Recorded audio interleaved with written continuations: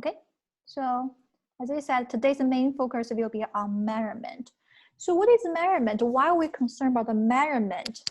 Once you decided on the hypothesis, whether you decided on what particular piece of information is needed in order to answer your decision problems, then you would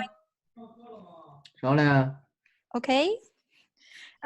It's very important for you to be able to get the information from the respondents. So you already have your sample. What you need to do is give them questions and collect information from them, as we refer as survey and asking questions.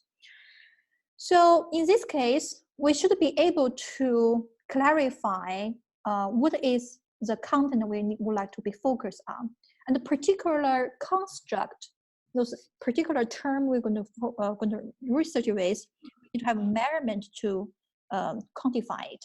So measurement basically means that we're going to assign numbers or sometimes other symbols to those characteristics of the object according to some pre-specified rules.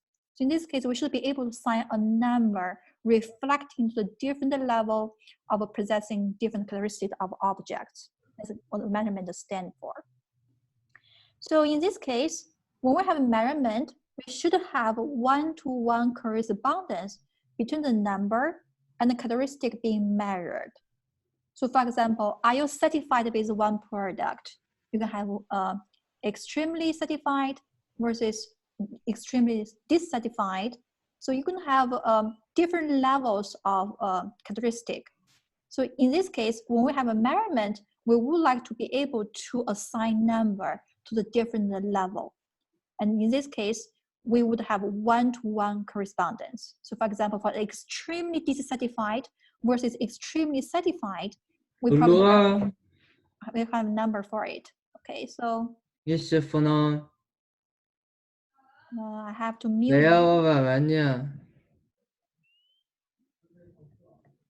Okay, so.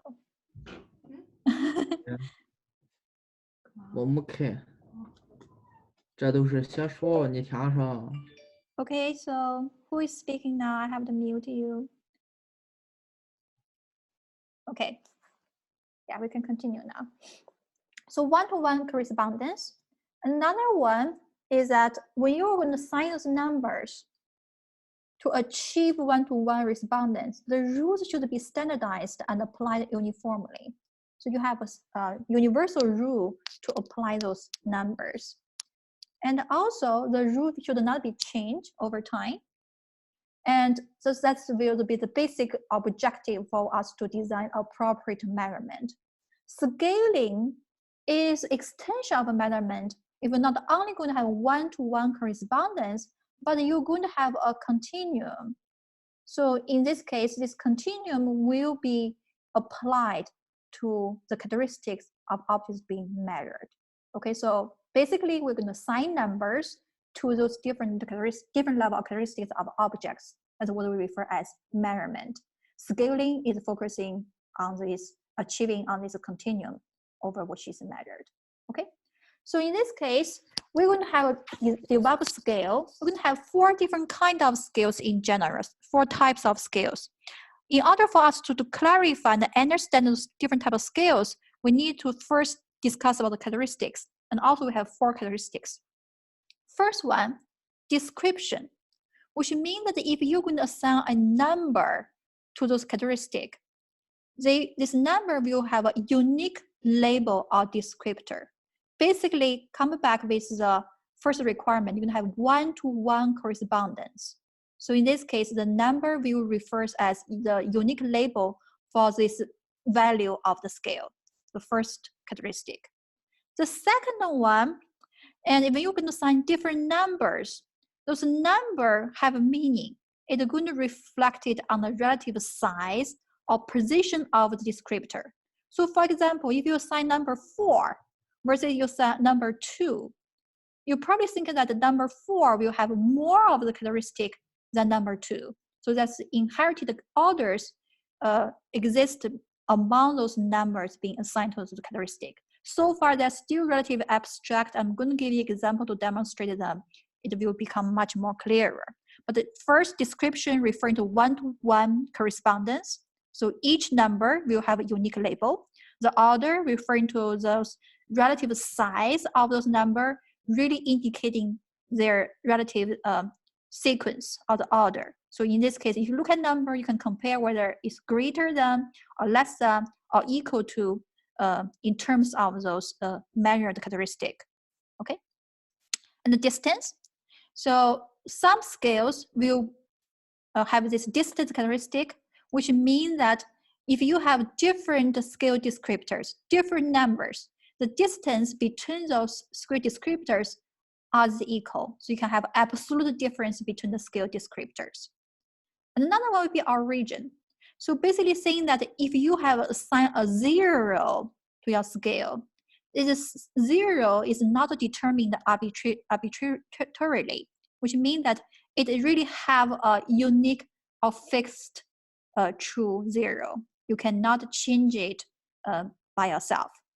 Okay, so we're going to refer back to this later on, but first let's refer that it's going to have descriptor, order, and distance, and origin.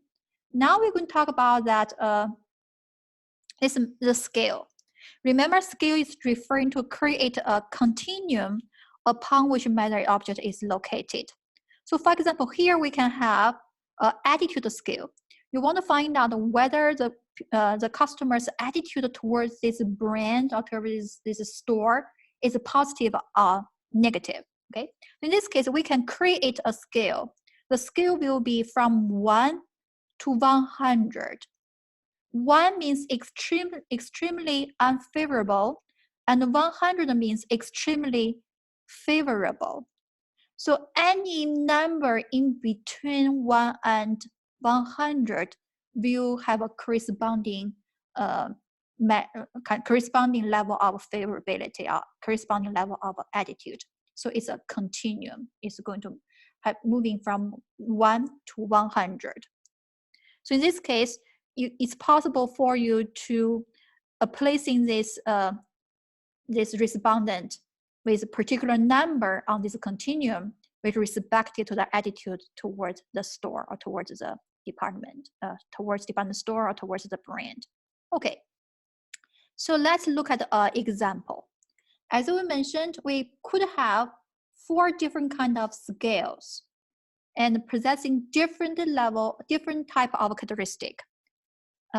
Before I go, let me ask you a question. Can anyone refer back to those 4 characteristics?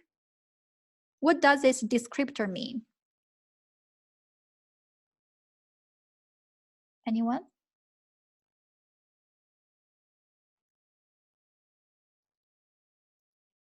Are you with me? Can you hear me?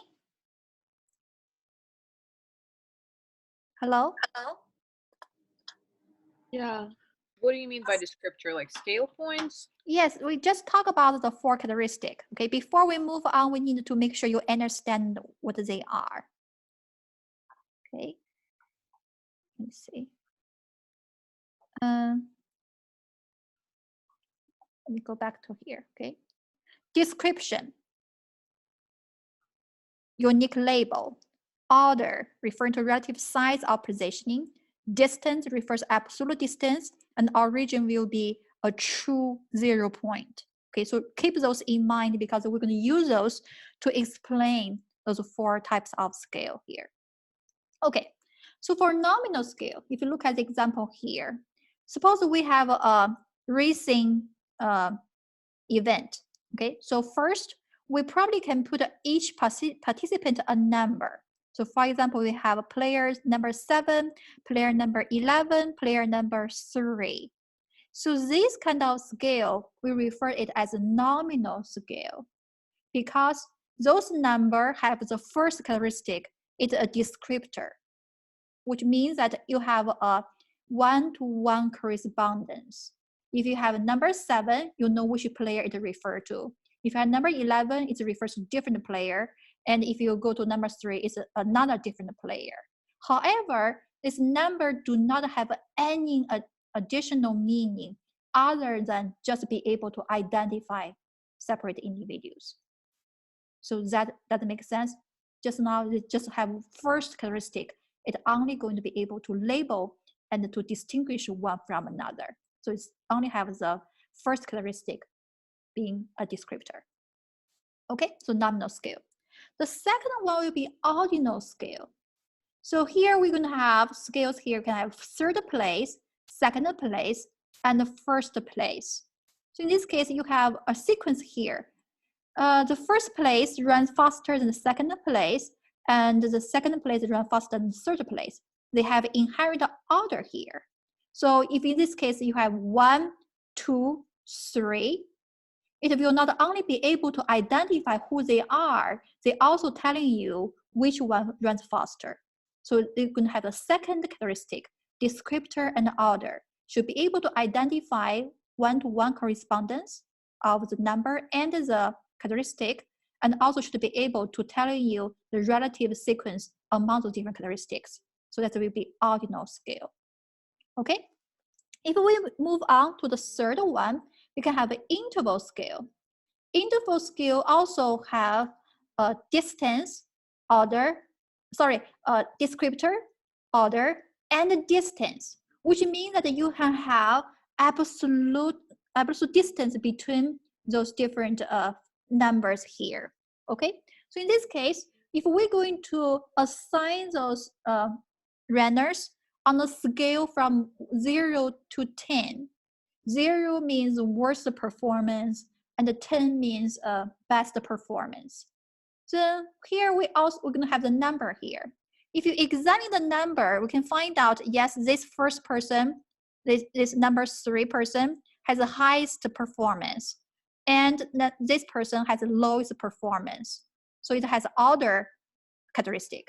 But beyond that, it also has the characteristic that you can find out the number 2, this person and this person, their performance are closer than the distance between this person and this. So in this case, the distance between those numbers really have meaning.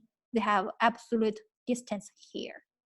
Okay, so in this case, provide more information than the ordinal scale. You do not only know their sequence of performance, you know how relatively better one person is from another. So that will be an interval scale. Okay, so if you have a ratio scale, it not only have a descriptor, order, and a distance, it also have another characteristic, the absolute 0. So in this case, here we're referring to time to finish in seconds. So you have a number here. So the 0 has a true meaning. If you have a 0 second, it really means nothing, no time lapse between the starting point and finish point. So again, these numbers are not arbitrarily decided. These are actually real number referring to measurement of time. Okay, so in this case, we have nominal and ordinal and interval and the ratio scale. But in general, they possess, wrong direction, okay? So they possess the different type of characteristic. For nominal scale, they only have a descriptor characteristic. For ordinal scale, they have both description and order. And for interval scale, they have additional distance characteristic. And for ratio scale, they have origin characteristic. Okay, so that will be the very basic overall of the difference between those 4 different types of scales. Any question here? I know this is relatively probably most basic information before we move on. No questions? Okay, we'll continue. Once we understand that, I'm going to give you a quick overview for those different types of scales here. Nominal scale, the very basic type of scale, those numbers only are labels or tags. It's just trying to help you to identify the different objects. So it has a one-to-one correspondence. The number have no other meaning other than that. So even though when you started, you put it as a number 1 player, really doesn't mean you're going to run faster. It's just as a way to identify who you are. Okay, so that's be nominal scale.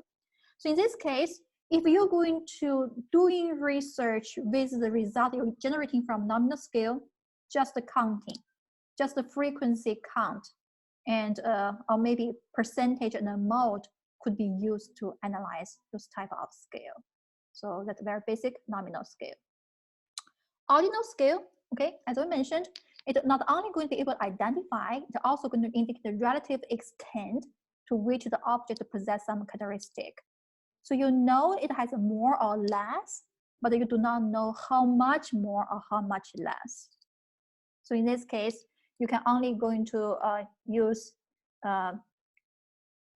still the counting frequency, but also you can permit to use centile, percentile, median. They also could be used for this type of scale. Okay. If you look at here, we have different type of measurement here. For example, if you're going to look at a different department store, and you can give them numbers 1 to 10. And since those numbers have nothing beyond just labeling those different stores, they are the nominal scale. And then probably can have a preference ranking, you can put them into different numbers, or here is 1 to 10, or you can put them into different numbers. So in this case, this scale and this scale really do not have any difference in revealing the information. You can just compare, right? So for example, 25, Macy was ranked as 25, and Target was ranked as 82. We just think that the Target probably be preferred among the customers than the Target. They only give you the sequence. You just compare on the relative size of those rankings here, but you do not know how much difference are among those rankings. So that will be ordinal scale.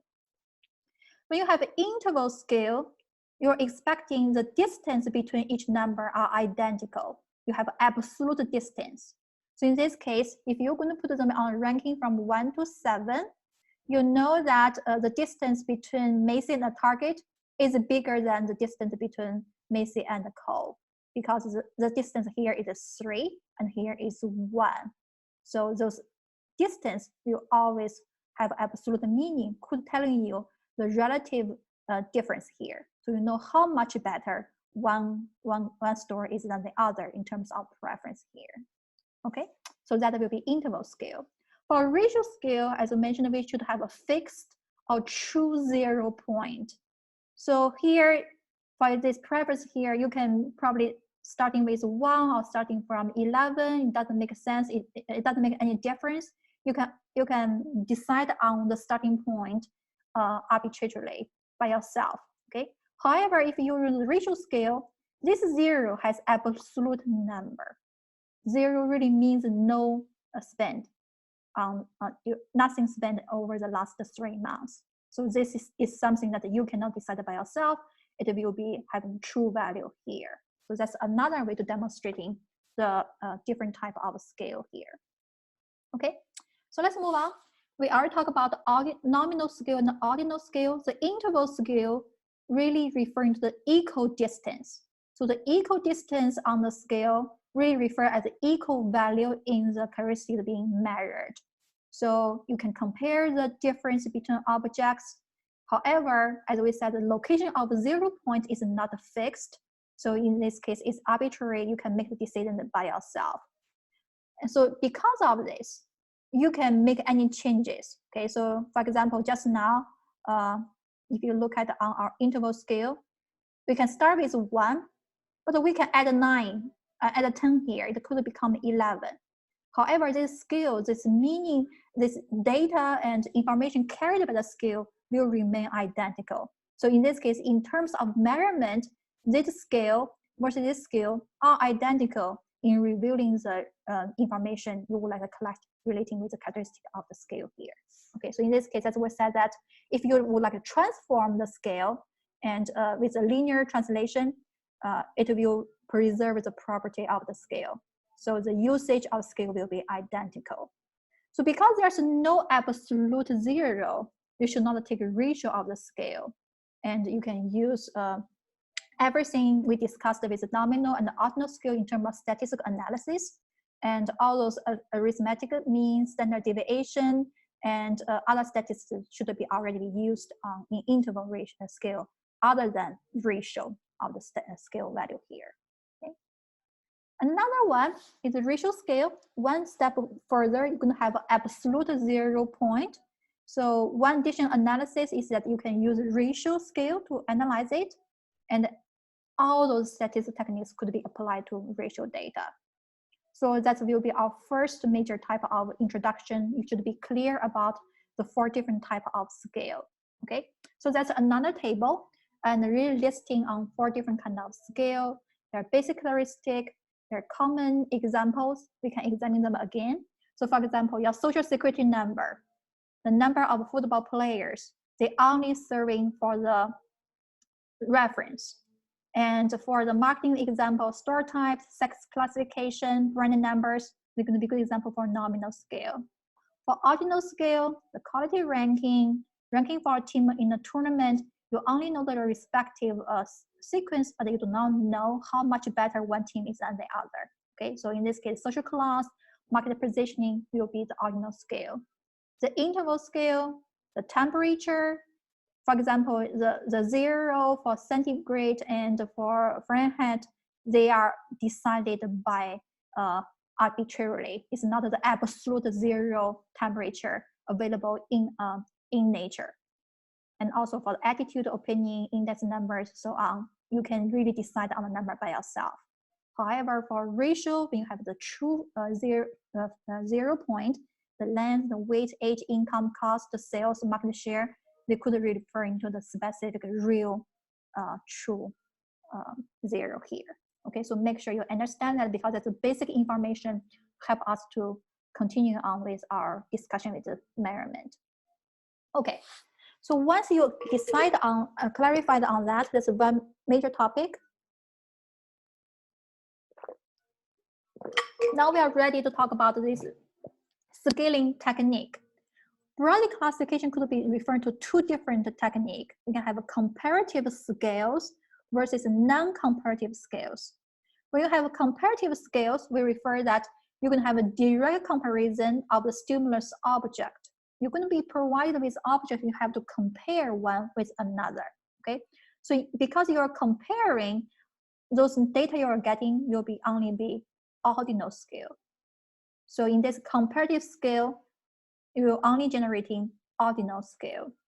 But in non-comparative scale, you're not comparing one from another. Each object will scaled independently. So this resulting data are very likely to be interval or ratio scale. Okay, so now let's go back with the further classification. For comparative scale, we have 4 types. We'll talk about each of them in detail in a minute. And for non-comparative scale, we also have 4 types. We will discuss them in detail in a minute too, okay? So if comparative scale only can generate an ordinal measurement, so why do we still use it? Because you can detect the small differences, and you can have the same known reference point for all respondents, and easily understood. And also you do not really have much assumptions in theory.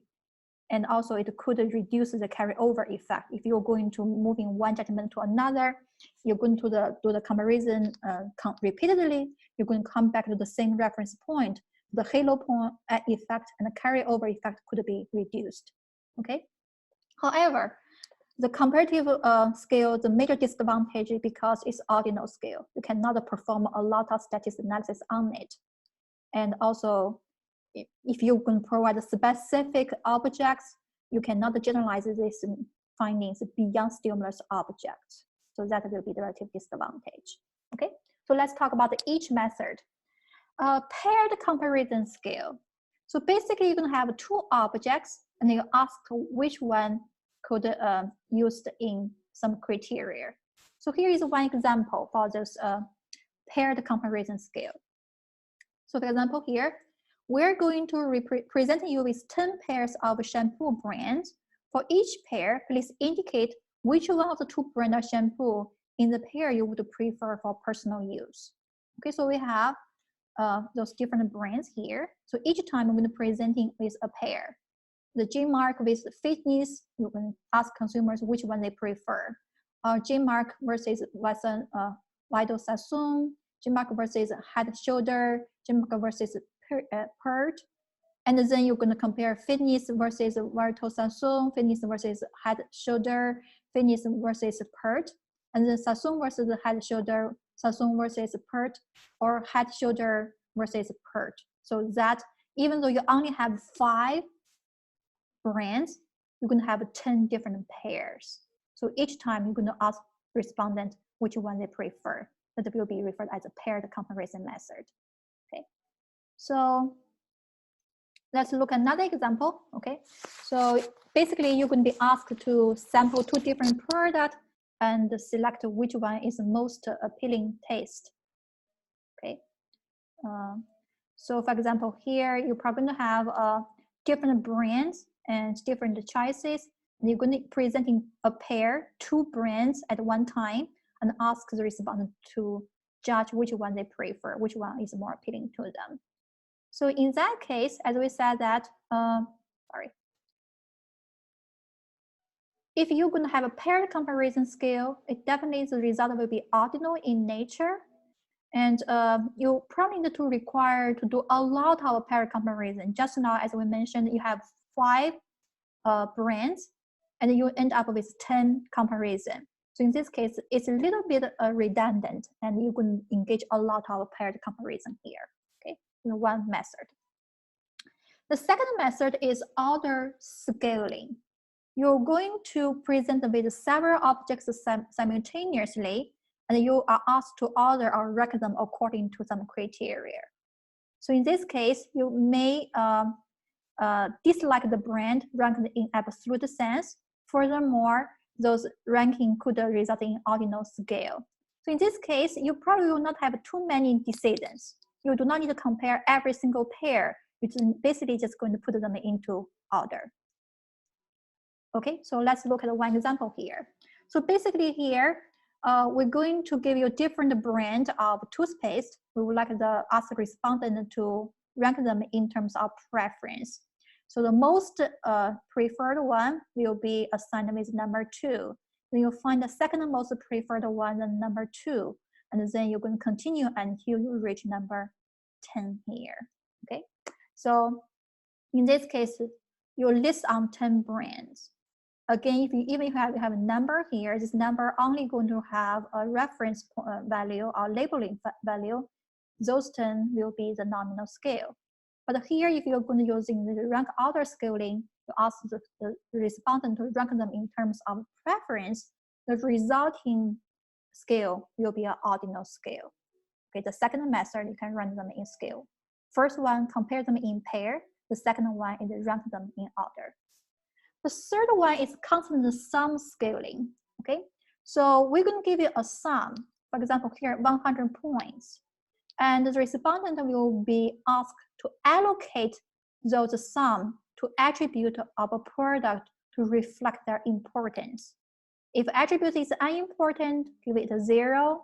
If attribute is twice important, give it twice the points. And in this case, you can sum it together to the constant sum. It's always going to be 100 points. Okay, so let's look at another example. So here are the 8 attributes of toilet soap. And the respondent is asked to allocate 100 points among this attribute to reflect the relative importance the person attached to each attribute. The more points attribute receive, the more important the attribute is. Okay, and if it's not important at all, give it 0 point. If it's twice as important, give it twice as many points. So here we get from 3 segments. So 3 group of customers have a different relative ranking of the importance. For segment 1, price is most important. For segment 2, cleaning power is most important. For segment 3, moisturizing is most important. Okay, so that reflects on the respective importance of each attribute. So we would like them to sum it up to 100, and the relative size of those allocated number will reflect on the respective importance. Okay, so that's another method.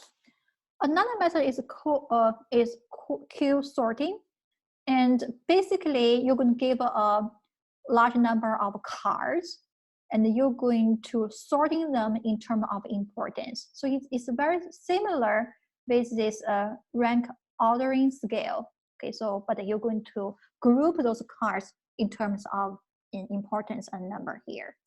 However, as we said that because most of those non-comparative scales will only give you ordinal scale, it won't be used most frequently. The more preferred method probably going to use as non-comparative scale. Okay, that's what we're going to move on for the another portion of our discussion.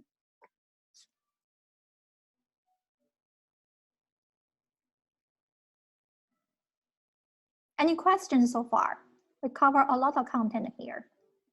Okay, yeah, so let's continue. This one probably is even more challenging here. Okay, so let's continue. So now we're moving on to those non-comparative scaling techniques. Okay, so as we mentioned, for comparative scale, you'll be giving multiple stimulus objects at one time. But for non-comparative scaling, you only evaluate one object at a time. Okay, so that will be relatively different. However, for non-comparative technique, we always consist on those interval or ratio scale. It could be broadly classified as two types: continuous or itemized rating scale. Okay, so let's show you. For itemized rating scale, have three specific types as well. Okay, let's first look at the continuous rating scale. So in this case, we do not have a separate labeling. The respondent can pick any position along this continuum. Okay, so for example here, how would you rate Walmart as a department store? And you can have probably the worst and probably the best. Pay attention, this is the continuum. You can mark anywhere on the scale. Okay, so that's no itemized, and we do not really have any labeling. Everything on the scale should be fine. Or sometimes we have different version, just to give it a more accurate kind of reference. We could provide the numbers just for reference, so the respondent know what number what are the positioning they're referring to. So especially with today's mobile research, so you've been presenting the scale, you probably can really put the slider, move the slider around and stop whatever you feel appropriate. So the continuous scale will be most widely used in that form. Okay, so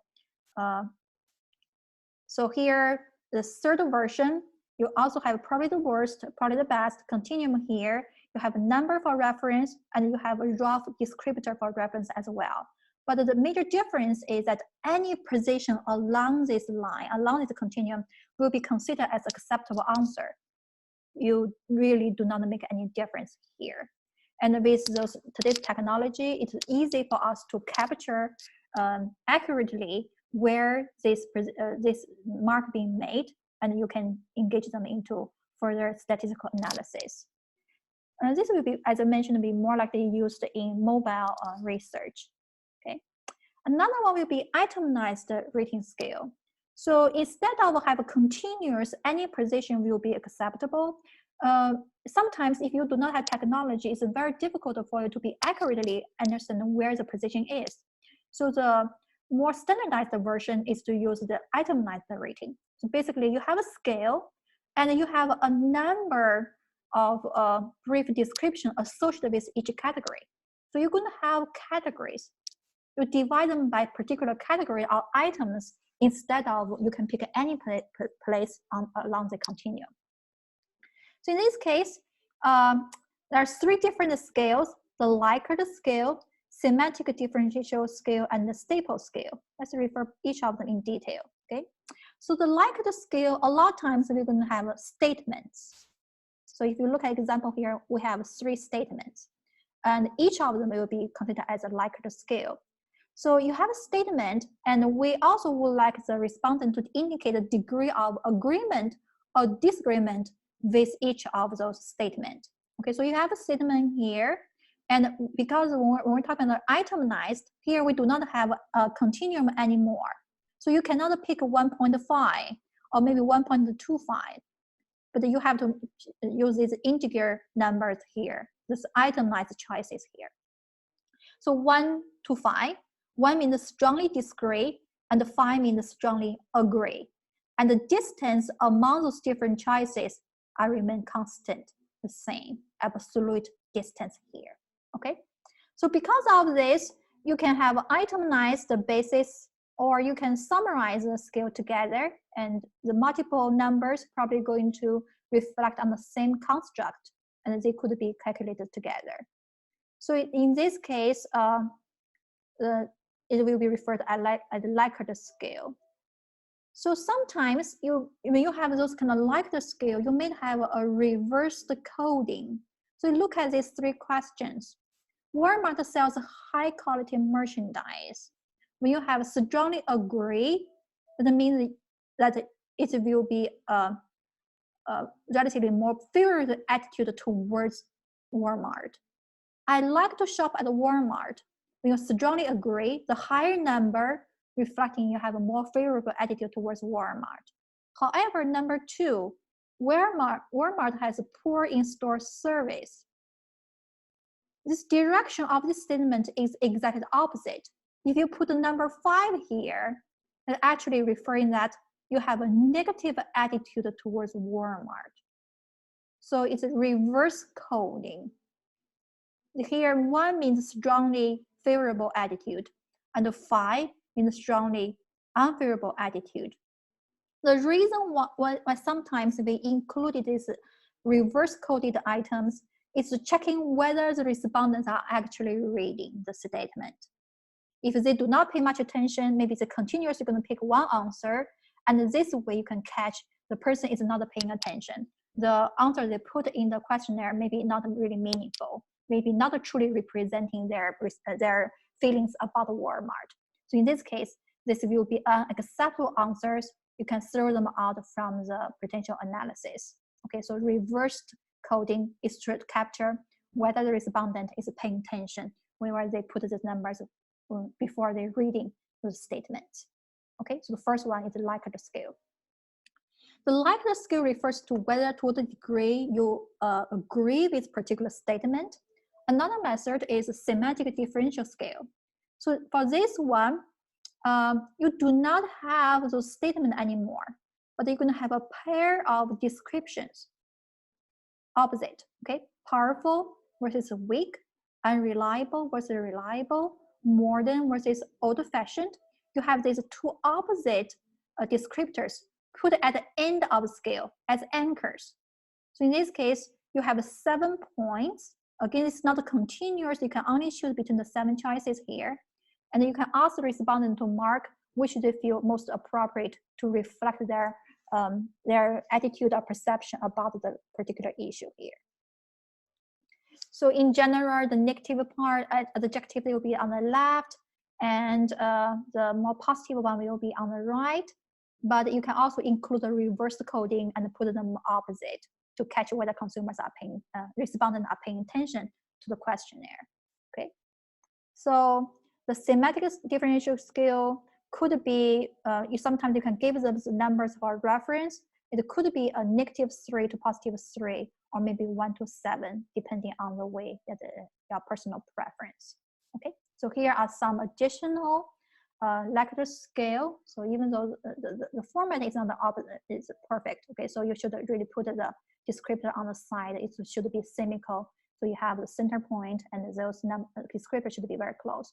But that's just one example. If you want to measure a particular concept, just find out the opposite descriptor, put it on the side, then you're going to have a scale. Okay, so you can have 7 points in between. Staple scale is even easier for you to write the questionnaire. So for example, here, if you want to find the 2 opposite descriptors, sometimes you have to be careful because you want them to really indicating what your perceptions are about. So sometimes a careful selection of the words could become a challenge. For staple scale, instead of having 2 descriptors, we only have 1 statement. And we do not even need to have descriptors. We only refer to different characteristics. Okay, so here we have high quality or poor surveys. Okay, so we're going to stable scale. A lot of times it will be vertical, presented vertically. You can move from +5 to -5, and so in this case, you can ask the respondent to indicate which one really representing their perception about Walmart. So that's another different format. Okay. So in this case, we can have 4 different kinds of scale. Okay, we have a continuous rating scale. You can put a mark on the continuous line. Okay, I have Likert scale. You have agreement to a particular statement. And for semantic differential, you can have bipolar labels with 7-point scale. And for stable scales, have a unipolar 10-point scale without a neutral point. Okay, so that will be the different type of non-comparative scale. So far we already understand the different type of scale. Let's move further in discussing if we're going to write or itemize the rating scale. What are those decisions that we need to be paid attention to? First, how many numbers of categories we should include there? So usually going to be between 5 to 9. Okay, so 5 to 9 will be preferred selection of choices. If you go below 5, you cannot detect the detailed difference. If you go beyond 9, those numbers really do not make much difference. The respondent probably won't be able to tell the difference between so many different numbers. So 5 to 9 choices will be the best selection. Balanced versus unbalanced. So we prefer the scale to be balanced. So in this case, you can get a more objective data. Odd number or even number of categories. If we do not include a neutral or indifferent scale, which should be in the center, a number should be, odd number should be, sorry. If we going to include a neutral or indifferent scale in the middle, we're going to prefer an odd number. If a neutral or indifferent scale will not be included, an even number should be preferred. Okay. Forced versus non-forced. Should we provide options in no opinion? We're saying that if you include that, the accuracy of the data could be improved because you are not forcing them to give your opinion, even if they do not have any preference or opinion about it. Okay, so sometimes, depending on your research, you can decide whether you would like to provide the option as saying no opinion here. And the verbal description. So whether we should label all those different scales. Those labels could be misleading if you do not do it accurately. So sometimes if you cannot find an accurate way to really labeling each number, like a semantic differential, omitting those labeling could letting the consumers to really reflect where their perception about the particular situation. So if you can provide this verbal description to make sure the distance, the understanding about the term, the distance about those terms should be absolutely the same between different categories. Okay. Physical forms, we're going to talk about it in a minute to presenting the different ways to presenting those scales. Okay, we cannot discuss in a minute. Okay, so one example, balanced versus the unbalanced scale. For balanced scale, it will be symmetrical here. Okay, so here good versus bad, very good versus very bad, extremely good versus extremely bad. It's symmetrical here, so in this case, it's easy for us to find the respective difference here. However, for this one, we have extremely good, very bad, very good versus bad, somewhat good. You included extremely good here. So in this case, the scale is not balanced. You provide more positive answers than negative answers. You're leading the respondent to give you have more chance to give you a positive answer. So this could be introducing error. With the result you are generating from the scale, you will not be truly representing the fact. Okay, and here's some rating scales. As I mentioned, we prefer to have from 9 to 5 choices. Okay, and in general 7 probably preferred one. even though we have the same scale, can take a lot of different physical forms. The semantic differential scale here, you can have very harsh, or it is very gentle, and you just use blanks, or you can fill in them with numbers, or you can use this vertical scale, okay, and you're including a reference with neutral point here. And here, 7 point, you have neutral in between, have a label for each choices here. And also another method is using a box here and use negative or positive numbers to indicate the relative distance. So all of those will be acceptable. You can choose which one works best for you. You can do some pre-testing with the potential respondent to make sure the design of the scale could communicate successfully with the respondent. Okay, some other method and different form, and you can using graphs, either like the different forms to make it easier for the respondent to have a reference point to really understand the scale. Okay, so this is some specific physical forms here. Okay, if you're going to design the scale, actually many skills have already been developed, and our library has a series of book called marketing skills. Thousands of skills have been already developed and tested.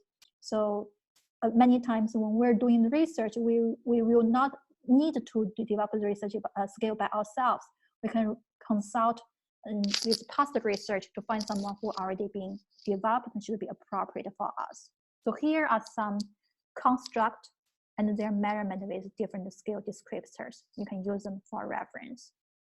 Okay, and we already introduced this construct. So construct, let's define the definition here. Construct refers to a specific type of concept that exists at a higher level of abstraction than that of everyday concept. Okay, so what do we mean by that? For example, if we think about attitude, satisfaction, purchase intent, they are relatively more abstract. It's not like books, pens, right? And there's something that have specific association. But the construct will be, this concept will be having a relatively higher level of abstraction. So it's difficult for us to measure. In order for us to truly measure this construct, the different characteristics of the construct, it is suggested the preferred way is to use a multi-item scale. So scale will consist of multiple items, which each item is a single question or single statement to be evaluated. So if you're really doing the marketing research, if you check into the scale handbook, you can find out many constructs are measured by multiple items here. Okay, so we will not talk too much details on that. But in general, if you're going to have a multiple item scale, multiple items, multiple statements really measuring a particular construct, then you need to have a scale that is both reliable and valid and generalizable. Okay, so we talked about the reliability and the validity before, and in terms of designing for experiment. But for scale, the reliability and the validity and the generalizability are also the key criteria to assessing whether this scale is acceptable or not. Okay, so give you an example of this multi-item measurement here. So if we want to measure consumer innovativeness, again is quite abstract. So in order to measure it accurately, we're going to include in multiple statements in terms of measurement. So they're measuring the same thing, but they're stating it in a different way to make sure the consumer's response to it be rather consistent. So we have an accurate measurement for this abstract construct here. Okay, so let's read them. The first one, with new products come out in the market, I'm one of the first ones to buy them. I'm interested in finding out about the latest innovation in products I use. Often I use products in unusual ways to get more out of them. It is too risky to buy products as soon as they come out. Clothing, music, electronic food product, or whatever, I usually wait for other people to try out the new trend. So if you look at here, it's just measuring the same construct from different perspectives. Can anyone tell me which of the statement is a reverse coding? If you check on these 5 statements.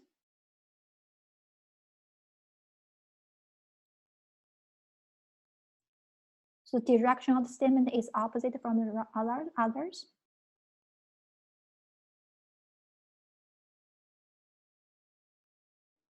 Michael, could you try?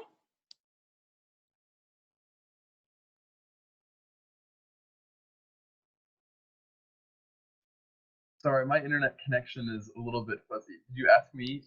Yes, I'm asking you what is the, from the 5 statements, which one or which ones are reverse coded, which means that the statement is the opposite direction from the rest of the statements.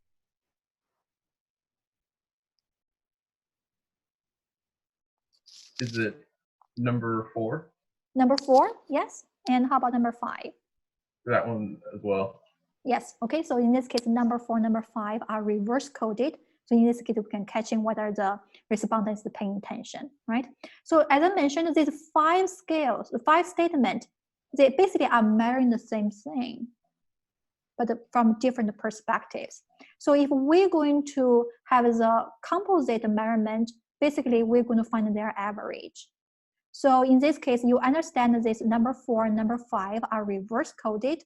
So basically what we do is that we use 6 minus their results. So we coded it back. Okay, so 1 plus 5, 6 minus their results, and you can get the accurate measurement here. So for example, if I put it is too risky to buy product as soon as they come out, I put number 2 here. So 6 minus 2, it's actually referring to 4. So person think is relatively more innovative and he's more likely to try new products. So that's the reverse coding the calculation. 1 plus you're going to add the 2 ends together. 1 plus 5 will be 6, and minus their actual response. Then the number you're getting could be calculated towards the overall ranking. Is it any questions here? We're all good? Okay, yeah, so that will be this scale. However, we're really questioning, are these accurate measurement? If even we're going to have numbers from those 5 statements, will these numbers truly representing the consumer's level of innovativeness? When we're going to do research, that's the biggest question. We really want to find out, well, no matter what we do, we're going to find that actually the results should be truly representing the characteristic we are interested in. So as I mentioned, what we're going to do is that we would like to prefer it should be reliable, it should be valid, and it should be generalizable, which means that if we find the information from this particular sample, it should be generalized to the bigger population, the generalizability here. And here we're also referring to reliability and validity here. Okay, so let's look into the details here. So in general, if we consider this is a good measurement, it's a good scale, it should be accurate, which means that it truly represents what is you're trying to measure. And again, we're coming back to errors again. So in this case, what we're getting, the results we're getting from our research, from respondents, will be referred to observed score or observed measurement here. Will it be same as the true score, exactly what you're trying to measure? And it could be same if the systematical error and the random error are 0, right? So in this case, if you do not have any systematic error, then in random error, then you are truly measuring what your result you're getting is truly the same as what we expected. However, there's a lot of other sources in measurement, okay? So for example, are the relatively stable characteristic of individual influence test score in terms of intelligence, in terms of the social disability, in terms of education? Can they read the question, understand the question? Or are they more likely to give you more socially desirable answers to make me present in a more positive way? Okay, so that will be stably influence on that. Or maybe short-term factors. whether the person is in good health, whether the person is in a good mood, whether the person is tired, and their answer might be different. And also situation factors, whether other people are present, whether they have noise and distractions, especially if it's a self-administered survey. You cannot control for the environment. Any distraction could result into the difference in the final results. And the sampling items including on the scale. So whether it's a scale, those numbers, multiple numbers, should they be included, or any deletion or any changes in those scales will result in problem. And also the clarity of the scale. Is this easy for them to read? Do you provide clear instruction? And that will definitely impact on the results. Or the mechanical factors, whether it's good to read, whether it's too, in terms of samples, the font size, whether really crowded or the poor design, and also who is in conducting the research and the interviewers, and whether you're doing the right kind of analytical study. All of those will be causing possible errors. So again, as we mentioned, the research is going to be a system that we're going to run into all kind of error, but it's always our intention to reduce them as much as possible. Okay, so we already understand that. So now we already find out that with multiple sources of error, it's possible for us to test and make sure those errors will be minimized. So I already said that we have 3 requirements for a quality scale: reliability, validity, and generalizability. So let's clarify what do they mean here, okay? So reliability means that you're going to be free from random error. So in this case, the XR is 0, then it will be perfectly reliable. Basically saying that if you can get a consistent answer, so random error will be minimized. So every time at the different conditions, and if you test on different time at the different times, or maybe you use different scale or different items to measure, they always give you the same results. So the randomness will be minimized. Then we think it is reliable. Okay. So because basically reliability refers to consistency. You can always get the same results no matter how the condition might be changed. So that refers as reliability. So we have different type of reliability. You can have a test and retest reliability. So you can use the same scale and test at the different times. And then you can compare results. If they are consistent, they're highly similar, it will have a high level of test and retest reliability. However, it has disadvantages, because if I remember what my answers are for the previous time, I tend to be more consistent with myself.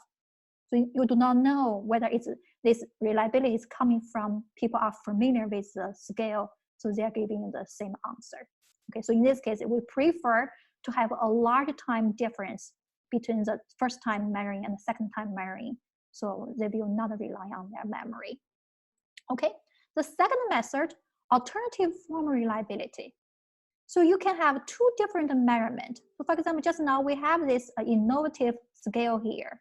We have 5 questions here.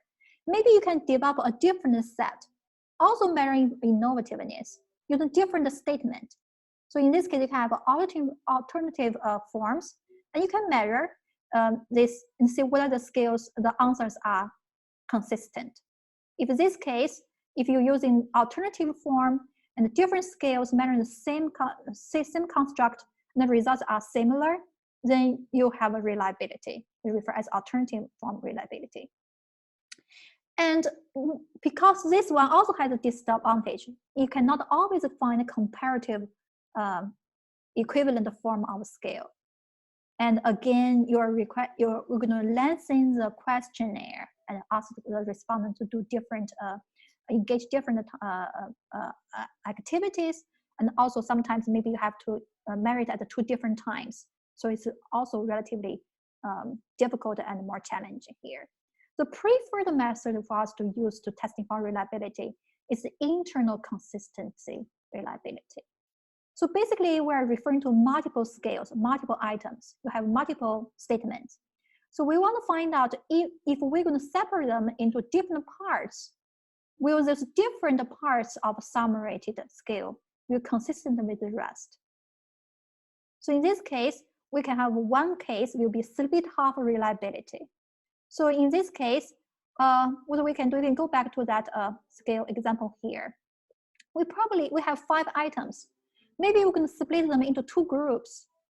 And remember, we already reverse coded the number 4, number 5. So they should be in the same direction now, okay?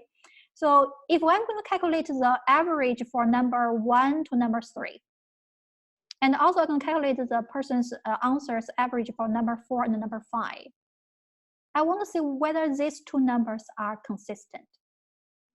If they go along with each other, we'll say, okay, they have internal consistency. So the respondent answer to those questions are consistent. So in this case, I refer to as split half reliability. You divide the scale into 2 halves, and you compare on the results of each half and see whether these resulting half are correlated. Okay, so if it's correlated, we prove it have internal consistency. So for the coefficient alpha or the Cron bunch alpha, basically they did all of the split half reliability. So they divided in 2 halves in all possible kind of combinations. And then they go into calculate the coefficient. And in general acceptance, if the coefficient alpha is above 0.6, it will be considered as reliable. You reach the level of internal consistency. Okay, so in this case, even though we have all different types, test, retest, alternative form, and internal consistency, the preferred method will be using the internal consistency. We always check for Cron bunch alpha, and if it's above 0.6, it will be acceptable level of reliability. Okay, so again, reliability will referring to consistent result when you are free of random errors. Now we can move on to validity. Validity really refers at whether the information you are getting, the observed scale, truly reflect on the true difference between among the objects. So in this case, if we go back to our formula here, when XR equals 0, we'll say the scale already have reliability. However, in order for us to establish validity, our XS should be 0 as well. So in this case, both the systematical error and the random error should be 0. So the observed scale, observed results score should be identical with the true score we reach on validity. So it's even higher requirement. So because of this relationship, we can make a statement here, okay? Relationship between reliability and validity. So if measurement is perfectly valid, it should be also perfectly reliable because yes? Not to interrupt you, I'm sorry, my connection keeps coming in and out. I got a text from a group member that you asked me a question in lecture. Mm-hmm. What was the question that you wanted to ask me? Oh, we already asked that question. You already answered the question. Oh, sorry. Okay. I keep having internet connection. Sorry about that. It happens. Yeah. Okay. I'm good. You're still with us. Okay. Good job. Keep up with the lecturing here. Okay. Yeah. Let's continue here. So in this case, if requirement for validity is that the random error should be 0 and the system error should be 0. So that will be the greater requirement. So in this case, if the measurement is perfectly valid, it should be also perfectly reliable because you meet the 2 requirements already. However, if a measurement is unreliable, if you already believe that the random error is not 0, it cannot be perfectly valid because you cannot meet one of the requirements of being valid. So in this case, systematic error may also be present. So in this case, unreliability implies invalidity. So if a scale is not reliable, you can make a conclusion it's not valid. But even if it is reliable, you cannot say it is valid because it only meets the partial requirement. Okay. So in this case, this next statement. if a measure is perfectly reliable, it may or may not be perfectly valid because you do not know about the systematical error. If the systematical error is 0, it will be valid. If it's not a 0, it is not valid. Okay. So in this case, reliability is a necessary but not a sufficient condition for validity. So state it again, if a scale is reliable, it may or may not be perfectly valid. However, if a scale is perfectly valid, it will always be perfectly reliable. If a measure is unreliable, it cannot be perfectly valid. Okay, so that will be the general relationship between reliability and validity.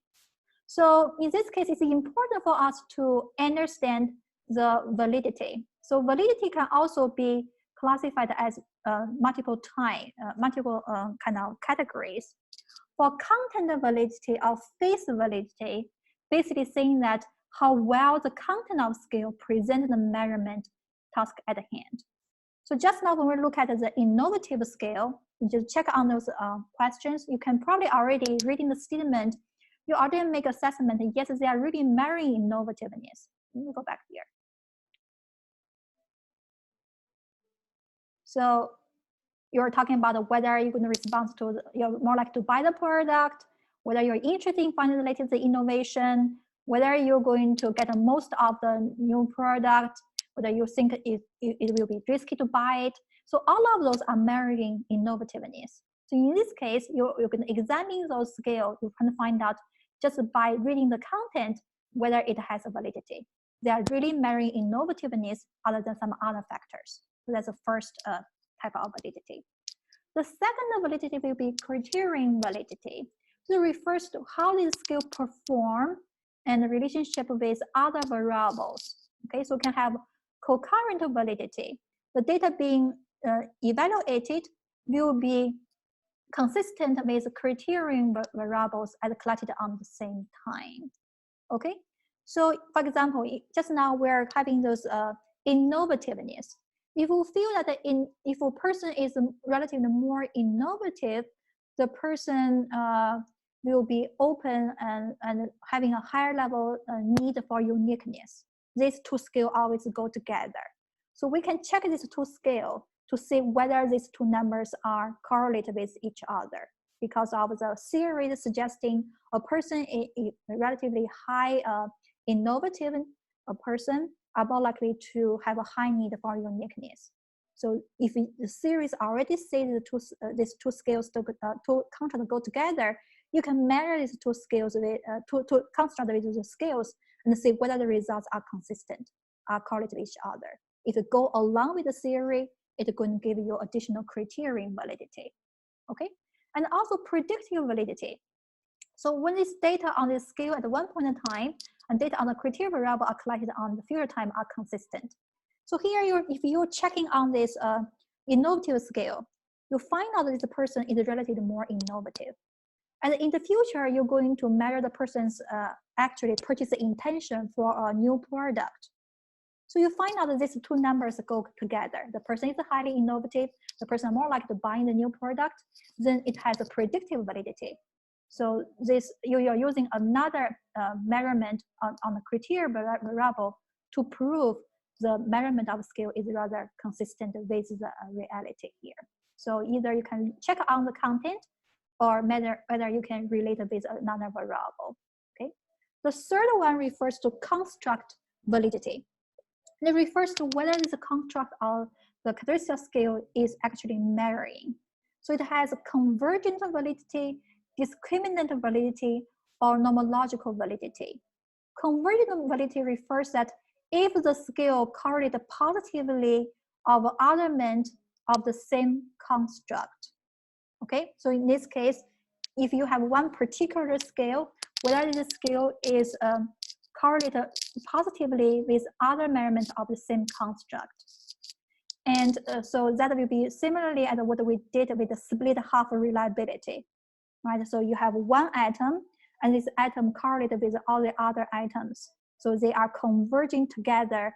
All those atoms of the scale actually measuring the same thing. They correlate to each other. So it's referred as convergent validity. Another one is discriminant validity, which means that is this measure should not correlate with other constructs which you are supposed to differ. Okay, so for example, here we are measuring innovativeness, or maybe another construct is measuring the consumer's satisfaction with a particular brand. So there are two separate scales. If you put the number together, they do not correlate with each other. So you can discriminate the measurement for this particular construct from all the measurement from other construct. They do not go together, they do not correlate. You can distinguish from one scale from another because they are supposed to be different. They refer as discriminant validity. And the third one will be most complicated one. I don't know if you have heard about the structure equation modeling. That will be an upper scale of statistical analysis beyond SPS or SAS or Minitab. They're basically trying to measure whether this scale correlate in a theoretical predictive way with the measurement of different related construct. Okay, so let me show you one example.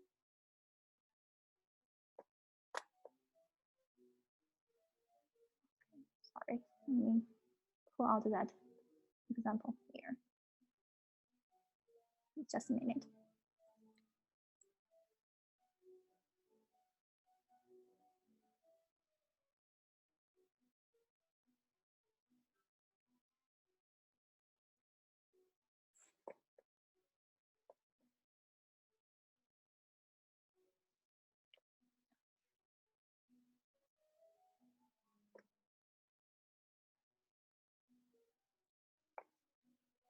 Okay, so here we can see one example for a theoretical model. So here, each box reflects a particular construct. So previously we talked about that when we're going to develop on our approach, we need to have a theoretical model. So in this case, we can have a trust. If a person has a high trust with a brand, that leads into loyalty. And if a person has high level of customer satisfaction, the person will be relatively more loyal to the brand. And the person perceives the brand has a higher value, the person will be more likely to have more loyalty, they're more likely to be committed with the brand, and then all leading into loyalty. So in this case here, we have a multiple construct. And if we use the right measurement kind of scale for each construct, we can have multiple items to measure them. So in this case, for a questionnaire, maybe you can have 5 questions here, 3 questions here, and 4 items here, and so on and so on, right? So in this case, when you're going to have a nomological validity, you plug in those numbers in as the structure equation modeling and see whether those number relationship really reflect on the expected relationship. And if it is consistent with the theoretical model, it will have, as we mentioned, it has this nomological model here, okay? So again, that portion requires the entire class, entire semester to talk about how to do the SEM. But in general, that's how we're testing for that type of validity. Okay, so let's go back to our PowerPoint here. Okay, so far that's all our overall discussion. So if you think about the overall concept, we talk about what is a measure and what is a measurement, what is a scale. Scale really put it on a different continuum. And then we talk about 4 characteristics of a measurement: descriptor, and then we talk about order, distance, and absolute zero, right? So the four different characteristics. Then we talk about 4 types of measurement: nominal scale, ordinal scale, interval scale, and the ratio scale that corresponding characteristic. Then we start writing on specific items. And measurement, we can have a comparative versus non-comparative. For comparative, we can have a paired comparison, we can have ordering, and then we can have constant sum. And for comparative scale, we can have a continuous scale, and then we can have items as a scale. We'll have a Likert, semantic differential, and a stable scale. So we know how to write on the scales.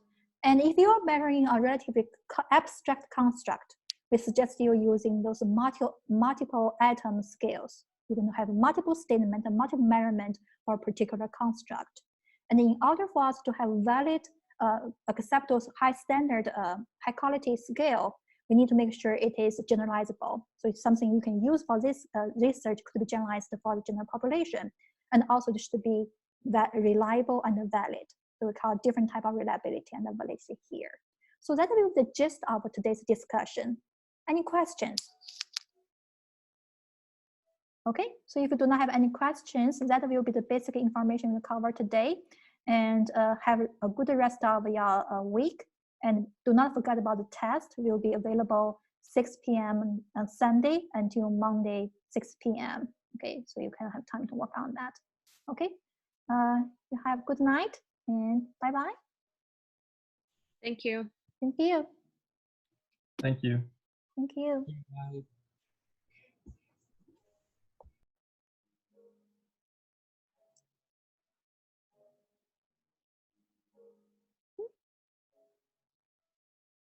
你们有问题吗？你们剩下这几个？没有的，我在找那个退出那个键在哪里。啊，好的，没有问题就好了。那我就把课关了。嗯，好，老师拜拜。好，再见。